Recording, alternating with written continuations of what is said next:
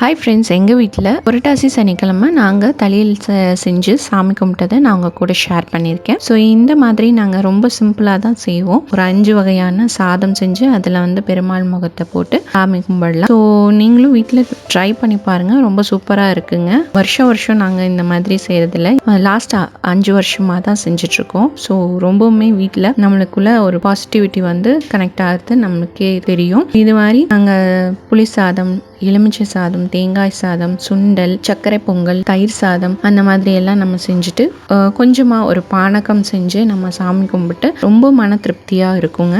நீங்களும் யாராவது இந்த மாதிரி செய்யணும்னு நினச்சிட்டு இருந்தீங்கன்னா தாராளமாக செய்யலாம். நீங்களும் வீட்டில் கண்டிப்பாக இது மாதிரி பண்ணணும்னு நினச்சிட்டு இருந்தீங்கன்னா ட்ரை பண்ணி பாருங்கள். இன்னும் இந்த லாஸ்ட் வீக்கில் நீங்கள் யாராவது செய்யணும்னு நினச்சாலும் கூட செய்யலாம். ஸோ இந்த மாதிரி தான் நாங்கள் எங்கள் வீட்டில் தலையில் செஞ்சு சாமி கும்பிட்டோம். நீங்களும் வீட்டில் ட்ரை பண்ணி பாருங்கள். உங்கள் வீட்டில் எப்படி செஞ்சீங்கன்னு எனக்கு கமெண்ட்டில் சொல்லுங்கள். பை.